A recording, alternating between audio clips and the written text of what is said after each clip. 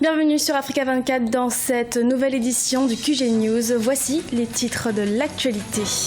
Au Soudan du Sud, affrontement entre des proches du président Salva Kiir et son vice-président Riek Machar. Ces derniers appellent au calme. Au Mali, tension entre la coordination des mouvements de l'Azawad et la Gassia autour de la gouvernance de Kidal. Ces événements surviennent alors qu'un accord de paix a été trouvé pour une paix durable. Et puis à Rabat, au Maroc, une conférence internationale portant sur l'eau et le climat est en cours. Elle a pour but de se préparer à accueillir en novembre prochain l'avant-deuxième conférence des Nations Unies sur les changements climatiques. Le 5e anniversaire de l'indépendance du Soudan du Sud a été marqué par quelques violences et affrontements entre des proches du président Salva Kiir et son vice-président Riek Machar. Ces derniers condamnent ces violences et appellent au calme. Oumo Kalsomba.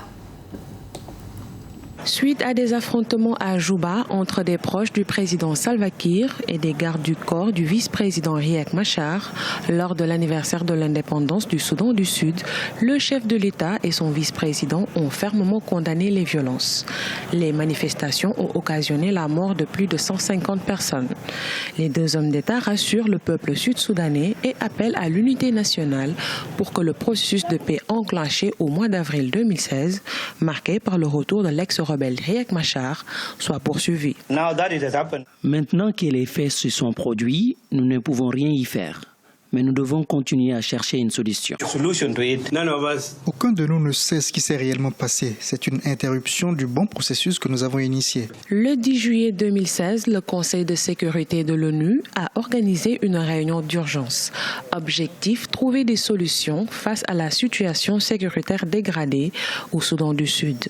L'organisation multilatérale appelle au calme et sollicite le soutien des pays limitrophes pour le retour de la paix.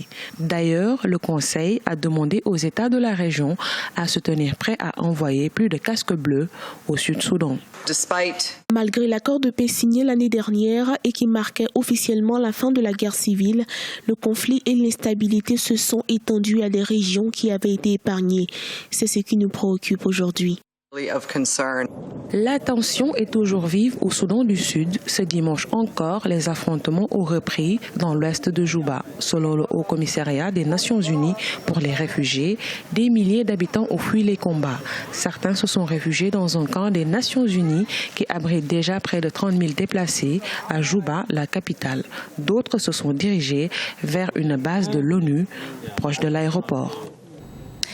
Au Mali, depuis l'entrée de la Gassia à Kidal, ville sous contrôle de la coordination des mouvements de l'Azawad, un accord avait été trouvé afin d'éviter des accrochages. Ces derniers jours, des incidents nés de la gestion de la ville ont tendu les relations entre les mouvements armés. Mokhtar Bari. Au Mali, les relations se dégradent entre deux communautés de la plateforme et la CMA. À l'origine des tensions, la gestion de la ville de Kidal. Si la CMA accuse le Gatia de renforcer ses troupes, le Gatia conteste quant à lui la gestion de la ville qui n'est pas conforme à l'accord d'Anefis. Depuis, chaque camp est sur le qui-vive et des renforts de troupes ont été constatés par des populations locales.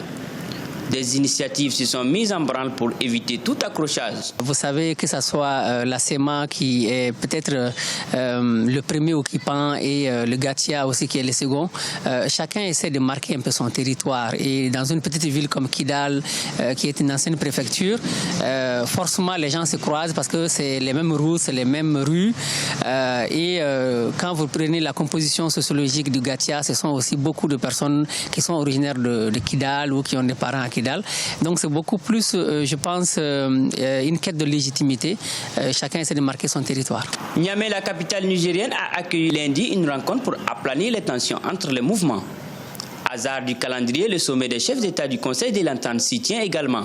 Ces tensions surviennent au moment où la mise en place des autorités intérimaires doit démarrer. La discussion est une bonne chose. J'aurais voulu que la discussion se tienne au Mali, puisqu'ils sont quand même tous des fils de ces pays. Quand vous regardez, il y a quelques semaines, les responsables de la CMA, du HCIA étaient à Bamako.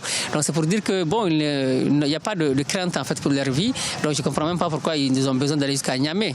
Donc ils auraient même pu faire ça à Gao s'ils veulent. Donc tous les deux acteurs sont originaires de la région, donc en tout cas de cette zone du nord. Le Gatia, groupe d'autodéfense Touareg, Imgad et Alliés, est membre de la plateforme proche de Bamako. Entré à Kidal en février dernier, ce groupe entend jouer un rôle dans la répartition des autorités intérimaires. Rabat, la capitale du Maroc, accueille ce lundi 11 et mardi 12 juillet la conférence internationale sur l'eau et le climat, une rencontre préparatoire en vue de la 22e conférence des Nations Unies sur les changements climatiques que le Royaume du Maroc s'apprête à accueillir du 7 au 18 novembre prochain à Marrakech. Gladys Mwamba. La sécurité hydrique pour une justice climatique. C'est le thème de la conférence internationale sur l'eau et le climat qui se tient les 11 et 12 juillet 2016 à Rabat, au Maroc. Une rencontre organisée par le ministère marocain délégué chargé de l'eau, en partenariat avec le ministère de l'Environnement français et le Conseil mondial de l'eau. Un focus spécial doit être porté sur toute la région africaine. On en a parlé un peu à la COP21, mais ce n'était pas avec beaucoup d'insistance. C'est que les pays doivent ou devraient travailler avec des programmes. C'est-à-dire que le problème du climat ne doit pas être réglé d'un côté et puis le problème de l'eau de l'autre. Les deux problèmes doivent être résolus de manière simultanée, mais sous forme d'un ensemble de projets, mais pour un même but. Les problèmes d'eau et de climat doivent être résolus aussi dans le contexte d'une solidarité et d'une diplomatie inter-État. Cette rencontre s'inscrit dans le cadre du processus préparatoire de la COP22 qui se tiendra en novembre 2016 à Marrakech. Parmi les thématiques qui doivent être abordées lors de cette rencontre, il y a la vulnérabilité de l'eau au changement climatique ou encore l'alliance eau, énergie, sécurité alimentaire, santé et éducation. Le problème de l'eau, il n'est pas dissocié des problèmes d'énergie. Et quand on a fini de parler des problèmes d'eau et d'énergie, vous savez qu'on rentre dans la sécurité alimentaire. Après, nous abordons les questions de santé et d'éducation. Donc, c'est pour ça que j'ai parlé tout à l'heure de programme, parce qu'à un moment donné, la COP22 aura une occasion, ça sera l'opportunité de pouvoir résoudre plusieurs problèmes qu'on a l'habitude d'utiliser de manière parcellaire, mais qu'on peut désormais résoudre de manière simultanée sur la base de grands programmes, mais qui vont nécessiter bien sûr la mise sur la table de grands financements, bien entendu. Cette table ronde vise à promouvoir les actions solidaires en faveur du climat sur le continent africain. En marge de cette rencontre, les projets pour lutter contre la pénurie d'eau en Afrique se multiplient. Le projet tunisien Eau 2050, relancé début juillet 2016, a reçu un don de plus de 1,3 million d'euros de la part de la Facilité africaine de l'eau, un investissement pour gérer l'eau de manière équitable, durable et efficiente. En Tunisie, un projet de 2,6 millions d'euros a été mis en place afin de lutter contre la pénurie d'eau. D'après une étude, la Tunisie ferait partie des pays les plus vulnérables à la pénurie d'eau au cours des 25 prochaines années. Une faiblesse due principalement à une sécheresse croissante et une répartition géographique très déséquilibrée à travers le pays. C'est à ces défis que le projet Eau 2050, initié par le Conseil africain des ministres chargés de l'eau et géré par la Banque africaine de développement, veut contribuer à répondre. Que de prospérité pour la filière du sucre à l'île Maurice. Cette année, l'État envisage une augmentation de 25% des revenus provenant de ce secteur. Mais ce succès pourrait toutefois être menacé avec la mise en place d'un nouveau régime sucrier d'ici 2017. Les explications avec Corinne Candem.